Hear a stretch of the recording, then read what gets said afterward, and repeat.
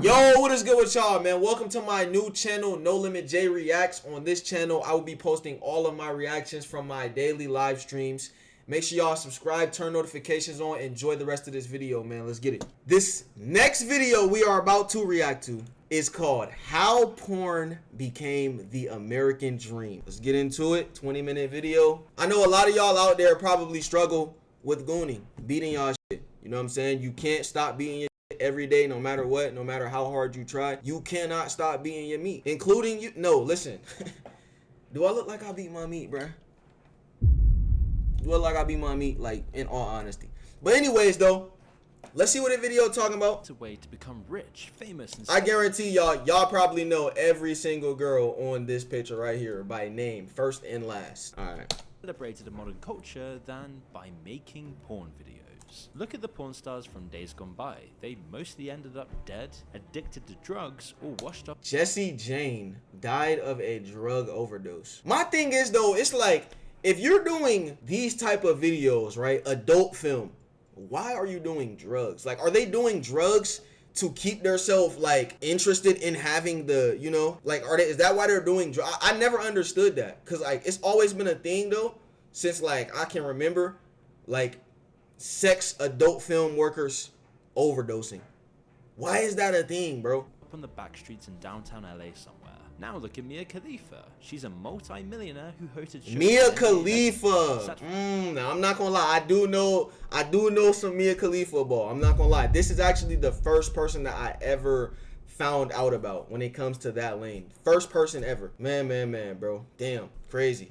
Front row at Paris and Milan fashion weeks, modeled for She's the one, bro. She's the one. Runs her own jewelry business and has been interviewed by basically every major outlet on earth. She was a paralegal from a Lebanese family, and she didn't churn out film for years. She just claimed she made 11 of them over a few months. And within a few weeks of her debut, she was the #1 performer on the biggest. I'm surprised Luna Star or Violet Myers, no, not on there. See, why do you know all of these people? Who is Luna Star? Why do you know, like, how do you, like, bro, y'all gotta tap into y'all inner third eye, bro, and just look at this shit as not good, bro. Gooning is not good, bro. It really isn't. It's like an unhealthy addiction. It really is, like. Adult site in the world where she received death threats, was shunned from her religion, and her family stopped speaking to her. ISIS was after you? I'm not allowed back in Lebanon. I was banned from the Middle East. Which is crazy, because they're the ones who watch my videos the most. Then she walked away from the industry forever after making just $12,000. Or at least, that's what she claimed. You were paid a grand total of $12,000 US. And yet She got paid on me. You're talking. Wait, hold on. You're telling me Mia Khalifa made only $12,000 for all of the hard work and talent that she had and put in? Bro, Mia Khalifa is literally the reason that I know what, like, you feel me? Crazy. you made millions and millions of dollars for both Bang Bros, the company that you worked with, and so you're telling wait. So you're telling me she was doing that for no reason? Like, not no reason, because I mean she got 12K. Like but you're telling me she went through all of that for $12,000. I'm thinking that whole time the actors, like as in Mia Khalifa, are the ones that's making the most money from being on these big platforms like the Hub. You know what I'm saying? How are they not making that money? That don't make sense. She's bringing all the traction. The whole time they're making the money, she's just the, I guess I would say, puppet. I don't know. That's crazy, though. aggregating site. How could that be? That's just how it is. But between then and now, Mia Khalifa, like so many others, has used porn to become, in every sense of the word, famous. Not infamous, but legitimately famous, rubbing shoulders with A-listers and getting invited to their cocktail parties. Something huge happened in the world of adult content to create a pipeline to status and generational wealth. For Sarah Jo Chamoun, which is Mia's real name, she grew up right alongside the internet. And more Sarah Jo Chamoun? Her name is Sarah? I mean, I'm a kid who grew up playing World of Warcraft and using dial-up internet and fixing the computer at home when it broke. Like, that was my job because I was of that generation. So I think that... So why didn't she become, like, like a computer scientist or something, or like in a tech or something. Like, how the hell did she end up here? I just really want to know the backstory. I'm not gonna lie. Always had a knack for what I like to consume online, which in turn influenced how I like to be online. Adult content back then was an analog affair, driven by VHS tapes, magazines, and adult video stores. The money was limited and controlled by the gatekeepers. Performers like Mia got... Yo, you wanna know what I never understood too as well? I'm sorry, I'm not gonna keep pausing, bro. I know like pausing and stuff is crazy. I never understood though, like, you know how back in the day before, like, you couldn't really get, like, I guess we didn't come up in that era for real, but like, I don't know if we did or not. Some of us, depending on what age you are. But we didn't have access to, like, watch films. You get what I'm saying? Or people back in the day didn't have access to watch films. So they used to use magazines, bro. I've never understood that. Like, how do you go crazy and beat your shit using a magazine, like staring at a book? Like, just think about how that would look. Having a magazine in your hand, laying down, feet up, and you just going crazy on your shit. Nah, bro, I ain't gonna lie. That has to be bad footage. paid per scene with no way to self-publish. That's bad footage. And like so many others, she was pulled off the street in Miami by a random man who asked if she thought about modeling, suggesting she come down to a studio and take a look around. The studio was Bang Bros, one of the leading studios. Bang Bros! It wasn't just, hey, do you want to come do porn? It was more so, oh, you're beautiful. Like, would you like to do some modeling? Oh, you know, you have a modeling? great body. Like, I think you'd be great in nude modeling. Things like that. And after I came and toured the studio, you know, it was very respectable. It was a gorgeous location. It was in Miami, in Doral, Florida. Whole time she didn't know what she was getting herself clean. into. Everyone who worked there was nice. All of their cubicles were decorated with family photos. Like, it was nothing. She signed the paperwork, came back the next day, filmed her first scene, and a month in, they put her in a hijab, which was incredibly controversial but decisive for her career. She told the studio that the video was going to get her killed. I verbatim told them, you guys are gonna get me killed. What? They just laughed. She did it anyway, and after it premiered, the avalanche started. Radical Islamic sympathizers hacked her Instagram and covered it in propaganda. Wait, what? Hold on. As well, let me move my camera down a little bit. I've been meaning to do that anyways. Wait. I'ma just read this for y'all right here where my camera is blocking. All it does, it just says, "Hey, at Instagram, are you gonna let the terrorist win or give me my account back?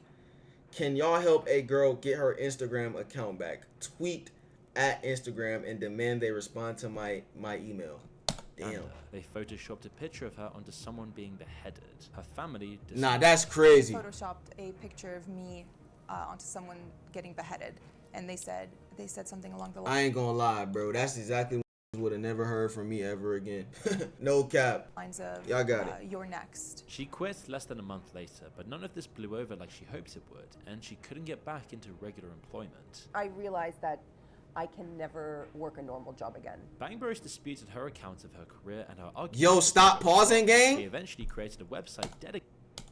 Bro, you beating your shit to the video of her explaining her life story? Like, bro, damn! I'm sorry. All right, I ain't gonna pause no more after that. I just had to, bro, come on, bro. Bro, I'm sorry. All right, I ain't gonna pause no more. All right, I'm not gonna pause no more. All right, y'all got it. My bad, bro. Called factspeakfiction.co, pushing back on her claims. Is this an app? Is this an ad? $178,000. They even said she filmed before with. Oh no, I thought we was in an ad. Named Mia Khalifa before Bang Bros, and that her entire narrative was just a total lie. She claimed she walked away from adult content with her head held high, but adult content hadn't walked away from her. So naturally, there was only one way to climb back up the ladder, and OnlyFans took over the entire industry at that exact moment. Damn. When Mia joined OnlyFans in 2020, she framed it as a moral response to the Beirut port explosion that killed 218 people in her home country. She publicly pledged to donate the first $100,000 she made on the platform. In 2020, I decided to join OnlyFans after the Beirut blast. I made the decision to join OnlyFans and donate.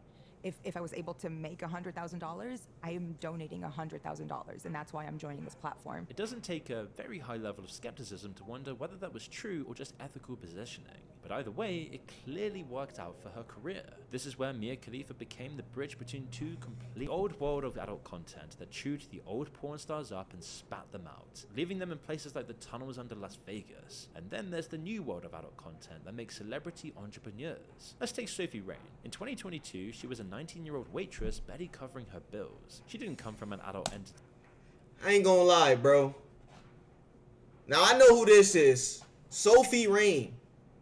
There is something about Sophie Rain that nobody knows. I'm not gonna lie. It's something about her. It's just something about, it's something, bro. I don't know what it is, but it's something about Sophie Rain. And her name probably not even Sophie Rain whole time. That's not even her name. But there's something about her that nobody knows. Entertainment background, but OnlyFans was still her exit. My sister was doing OnlyFans, and I was like, maybe I'll try it. Right here, I guarantee y'all she was probably fake crying. Like, it's something that nobody knows. And get out of this serving job, because I was just serving. I was working literally every day, 9 to 5. Restaurant? It's called Papa Joe's. It was some Italian restaurant. Papa down in Joe's? Tampa. But it was fun. Like, I loved it. I loved serving, but I just wasn't making money. It all kicked off with her infamous Spider-Man video. Every time I was like, no, it's not me. No, it's not me. They're like, no, you're lying. It is. So I just kind of ran with it. It wasn't even her, but she made about $95 million in 3 years from a case Get the fuck out of here. Man, get the fuck out of here, man. Get the fuck out of here, bro. 95 million in 3 years? You telling me this bitch got a LeBron James contract? For what the fuck is going on, bro? What is going on, bro? Like, actually. mistaken identity. So in 3 years, how much have you made? I think last time I checked, it was at $95 million. Man, I would have kicked over that fucking mic right there, bro, and walked out the whole podcast, man. What the fuck is going on, bro? Genuinely. How the fuck she get a Steph Curry contract? Here's what really happened. In September 2023, Sophie and her sister Sierra posted a Spider-Man themed photo set on their OnlyFans. Around the same time, another creator This is all it took for you niggas? This is all it took for you niggas? called Naomi, who happens to look like Sophie, filmed an explicit video in a skin-tight black Spider-Man suit. The internet saw the photo set and the explicit video and conflated the two. Millions of men became convinced Sophie had secretly leaked hardcore content. She clocked that it was free traffic and started dressing up as Spider-Man on TikTok to deliberately stoke the rumor. There is no real Sophie Rain's Spider-Man video. The whole thing is a fantasy that lived in the minds of her audience. She also created scarcity around her content by describing herself as a virgin, though she backtracked on that a year later. I don't think people talk enough about— Get the... Bro, I ain't gonna lie. $95 million. that's how much these predictions can quietly affect your life. Especially when You peep, like, it's these niggas right here. I'm gonna tell y'all right what it is. These predictions can quietly— The niggas with the glasses, bro. I guarantee you, 87% of the niggas in that 95 million that donated to her wear glasses. 100%. I guarantee y'all they do. affect your life, especially What the when hell? it starts early in your life. It's one of those things that seems harmless at first, but over time it chips away at your focus, your discipline, and even your confidence. And the worst part is, most people try to fix it with willpower alone, which almost never works long term. You just end up stuck in the same loop. And that's why I want to talk to you about this. There's content blockers out there like our sponsor Quitter, which is an app designed to make quitting porn a— Man, get this ad off here, man. I support the cause, bro, but man, just stop being your shit, okay? That's all you had to do is tell niggas, stop being your shit, bro. We gonna skip over the ad. We back to the video. But she's definitely not out there doing what Bonnie Blue is doing, which epitomizes exactly what adult content has become. Who is this? Selling the fantasy of personal access to an attractive woman. Sophie now has 16 million Instagram followers. When she walks through a shopping mall in Miami, paparazzi camp outside to ask her about her rumored collab with Drake. The mansion she co-founded with 7 other OnlyFans creators was described in the mainstream press as the Gen Z version of the Playboy Mansion. She's constantly associated with big celebrity events. Shaq? No, Shaq. Even Shaq got him some? Shaq. What the fuck? The industry has swallowed itself and given birth to something entirely new. A monetized intimacy economy where the content can be softer, the stigma lower, and the money... Bro, Shaq be gooning, bro. Shaq, ain't no way Shaq be gooning, bro. Are you serious, bro? Shaq, Shaquille O'Neal, the Diesel. Come on, Shaq. Damn, Shaq. Oh, man, bro. Man, bro. exponentially bigger, all while the sexual acts are actually increasingly optional. Shaq be making a mess, man. For at that point. It's curiosity, and then also With that like specific person?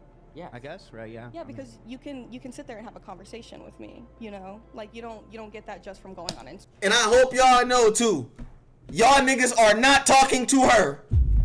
Y'all are not talking to her. She is not responding to y'all. It's not her. It's not. Y'all niggas are talking to her management team. Mia got paid $12,000 for explicit permanent graphic content. Sophie got paid $1.4 million by one man for messages. That was back in 2025. Hey bro, what's that nigga contact email? What's his contact? What's his what did he just say? He got paid $1.4 to $12,000 for explicit permanent graphic content. Sophie got paid $1.4 million by one man for messages. That was back in 2025. It's over $6 million now.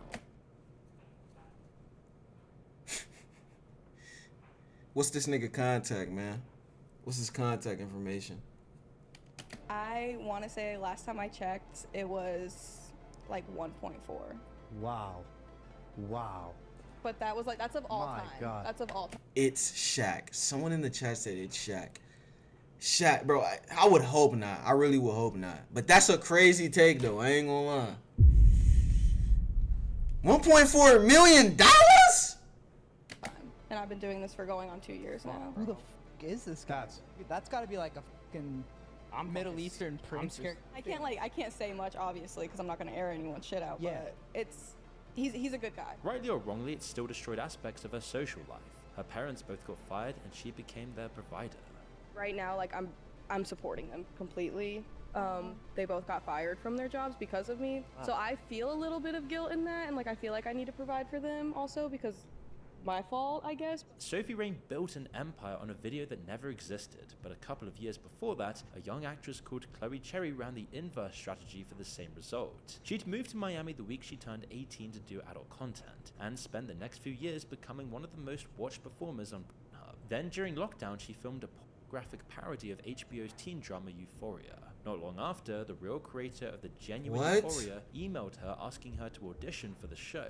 She got the part, again proving how can scaffold women to a new path in life. Within months of her first episode airing, she'd walked New York and Milan Fashion Week, fronted a Versailles campaign, and starred in the music video for Charli XCX's 360. In just under a year, she went from being the most watched woman on a specific category to being a face the fashion industry was actively competing for. This isn't entirely new. 20 years before OnlyFans existed, a young LA socialite proved that a leaked sex tape didn't have to end a woman's career. It could actually build one. That woman was Kim Kardashian, one of the most— No, not my auntie, bro. No, not Auntie Kim. No, Kim. No.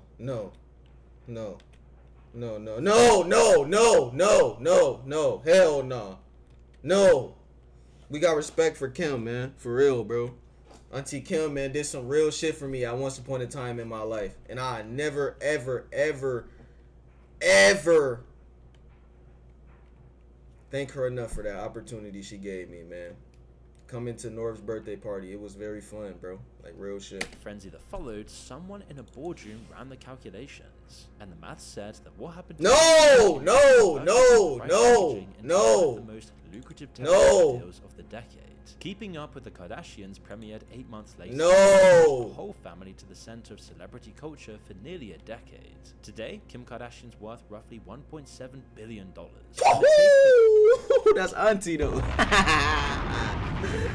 God damn! She don't know you anymore. Oh my gosh. Kicked it all off is a mere footnote in her CV. Would you be where you are had there not been a sex tape?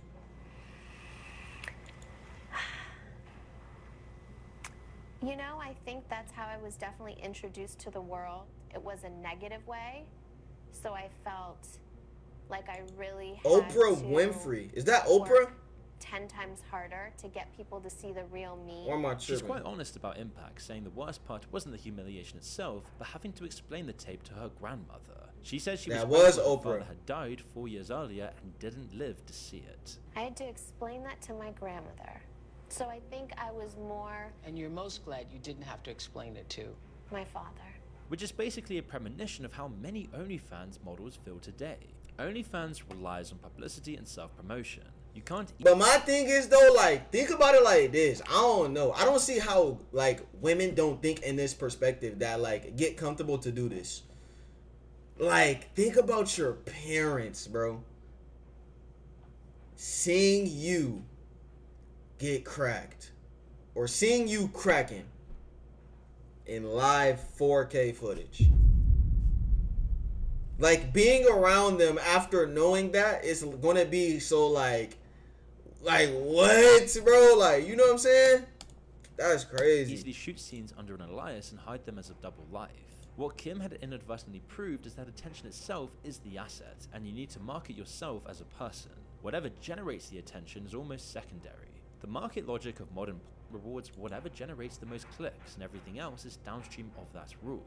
Which is exactly why marketing stunts are getting more controversial and extreme. The Hall of Fame today looks more like an arms race where performers compete for a share of the audience's attention. Like in 2019 when Belle Delphine sold jars of her own bath water for $35 each. What? An Instagram star put her own bathwater up for sale for $30 a bottle, and it sold out in 3 days? Bro, I ain't gonna lie. Extort all the niggas with the glasses, bro. I'm telling y'all, that's who it is. The niggas that wear glasses are the ones contributing to... Bro, extort all the glasses niggas, bro. The glasses niggas gotta go. I'm sorry. Extort all of them niggas, bro. You telling me niggas bought a water bottle $30? $30 of somebody's bath water? She faked her own arrest with a photoshopped Metropolitan Police mugshot and briefly ran a account that turned out to be videos of 2 roosters. Her whole thing was just absurdist performance art dressed up as sex work, and it made her one of the most famous e-girls on the internet. In 2021, a 17-year-old called Bad Barbie, who had become briefly famous on Dr. Phil for telling the audience to catch her outside, teased her OnlyFans launch for weeks on Instagram. She then opened the account the day she turned 18 and made... Don't you wear glasses, nigga. No, I don't wear glasses. Now look, y'all might see me wear glasses from time to time, because yeah, I'm prescribed to wear glasses, but like I can still see though. It just certain stuff, like I don't my eyesight is not bad enough to where I need to wear glasses every day. Let's just put it like that. And y'all know that. You know, I haven't, you know. $1 million in 6 hours. Lil Tay would then follow in her footsteps years Chris, later. what up? In May 2025, an Australian creator called Annie Knight hired a swingers club on the Gold Coast and had sex with 583 men in 6 hours. Holy moly. Holy moly. Did I just hear that right correctly? Gold Coast and had sex with 583 men in 6 hours. That's talent, first of all. We gotta acknowledge talent when we hear talent first, because that's impressive. 583 men. You telling me, bro, 583 people, bro. Think about that right now. Streamer University had probably approximately 150 students. You know how many people was at Streamer University. But that's not even half of how many men she dealt with in 6 hours. 583. So you telling me Streamer University students 5 times. That's how many men she... Yo, that is wild. Was then hospitalized with vaginal bleeding and posted the hospital photo to Instagram, caption... I guess 583 guys in a day isn't that good for your body?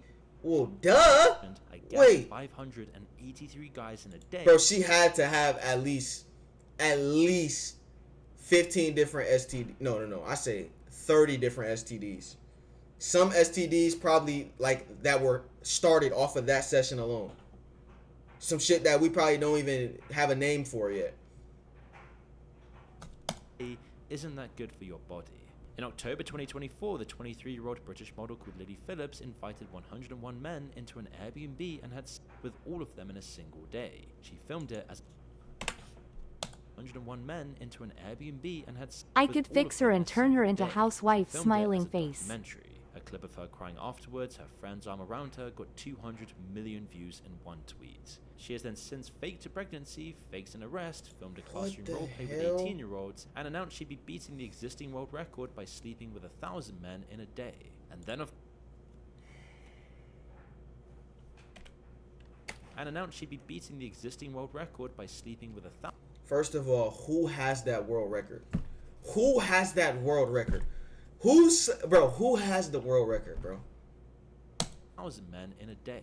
And then, of course, there's Bonnie Blue, who took the record of 1,057 men in 12 Yo, hours. J hop in cord with me, got some business to handle with UIM in drag. This is crazy, bruh. Somehow, this has gotten her on the podcast circuit like all of these girls. These stunts echo the much wider trend across social media where AI slop and brain rot content dominate for their acute ability to hijack our dopamine. Mr. Beast, Sidemen, and others mastered that formula with escalating challenges that became more and more outrageous, leaving nothing off the table in the pursuit of attention. It's all pervasive, and adult entertainment naturally made a home in social media's algorithmic universe because ramping up the shock value is so easy when it's someone's body.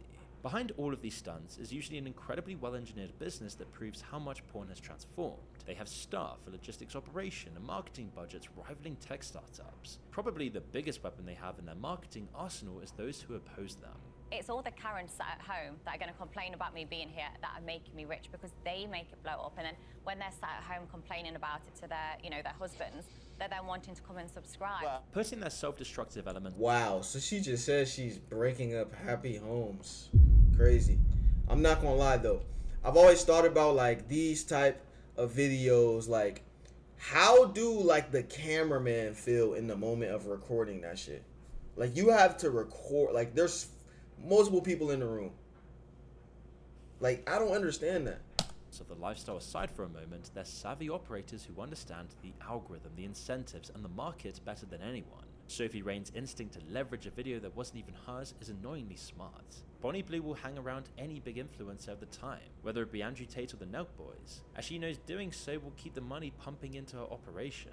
Mia Khalifa found a way to make herself look innocent in front of mainstream audiences, and this is why culture had to stop ignoring them. Every magazine, podcast, and TV channel is starving for attention, and these women are sitting on more of it than anyone else in the room. Ignoring them doesn't make them go away, it just hands the traffic to whoever covers them instead. So the commercial decision becomes to platform them, like when Bonnie Blue said this on UK daytime TV when anyone could have been watching. You're like a Premiership footballer. You're I mean, I work with balls, so it's the same There we thing. go. So, barely legal, 18-year-olds. Because as I started my content, I realized it was not necessarily relatable to the average person. And I wanted to make my content relatable. I'm just a girl, I'm relatable, I'm sort of the girl next door vibes.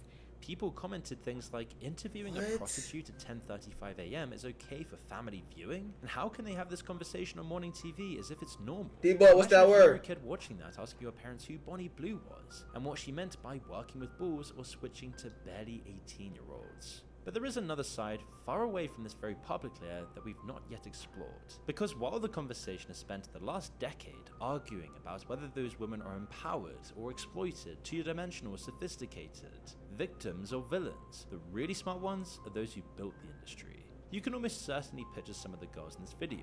You know what Mia looks like, you know what Kim looks like, you'd recognize Bonnie Blue in a supermarket. I'm not gonna lie, I've never heard of this Bonnie Blue person ever a day in my life. This is the very first time. That's crazy.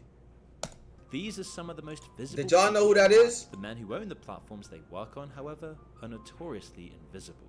When Mia Khalifa was filming for Bang Bros in late 2014, Bang Bros was independent, but was soon rolled up into a vast internet empire backed by institutional cash and managed by faceless executives. The parent structure behind most of her distribution was a Canadian-operated conglomerate called MindGeek, which owned Pornhub, RedTube, Brazzers, and several hundred other sites, all controlled through a network of shell companies across the world. One of its recent owners, a guy called Bernd Bergmair, wasn't known to the media or photographed in public until recently. MindGeek, the world's biggest pornographer, wasn't just built for the love of the game, it was backed with nearly $500 million from JP Morgan Chase, among other major investors, and weirdly, even Cornell University. The same institutional capital that owns stakes in Meta, ByteDance, and Google is also indirectly exposed to the adult platforms and the companies that profit from them, which means all— Bro, I was just watching it. All right, yeah, pay close attention to this video, man. Ordinary people's We're at the end of it, retirements but are pay very close small attention. and very diffuse ways invested in the same economy that Bonnie Blue is helping to expand. OnlyFans is the next level, springing out of the studios and making the girls do most, if not all, of the legwork. And when you look at what OnlyFans really is, it looks exactly like Amazon, Fiverr, or DoorDash. Thousands of near-identical thumbnails of near-identical women doing near-identical poses, all fighting for the same attention, all undercutting each other on price, all promising more than the last one. It personifies the direction of today's tech industry. It's the gig economy with sex as the product, using a subscription model backed by viral marketing. On the top layer, the man who owned OnlyFans until his death in March was worth $4.7 billion. $4.7 billion? That is crazy. He's the creator of this. On the bottom layer, for every OnlyFans. Sophie Rain, roughly 10,000 women upload content nobody is paying for, subsidizing the traffic that makes Sophie Rain possible, while the platform takes a big cut, routed through a holding company and into a private equity deal being negotiated in Silicon Valley, all to completely purify our entire society and do untold damage to our culture because of this. What has been labeled as empowerment really involves giving someone on OnlyFans the ability to negotiate the terms of her own exploitation, take home a larger cut of it, and then call the result a business, which on the individual level looks like a meaningful improvement versus Mia Khalifa's situation in 2014. On the collective level, it's built the most efficient content extraction machine in the history of the internet. Millions of women competing against each other, producing an unlimited library of material for a platform they don't own in exchange for a wage that, for most of them, works out to be less than minimum wage. The thing the industry figured out somewhere around 2016 is that you don't need to exploit anyone if you can get them to exploit themselves. You just need to build the infrastructure, take a cut of the door, and let the market do the rest. And those who become mainstream celebrities using as a gateway to something more create something. Think about how many people after this video is gonna go beat they shit after watching this specific video right here. To aspire to, even though most will never make it. Damn, man. Well, hey, bro, did you guys learn anything from that video right there? Like, you know, does that change you guys' perspectives at all on, you know, gooning? You know, I think you guys should lean more towards the no gooning side anymore, bro. Like, leave the gooning, leave that to, you know, someone else, bro.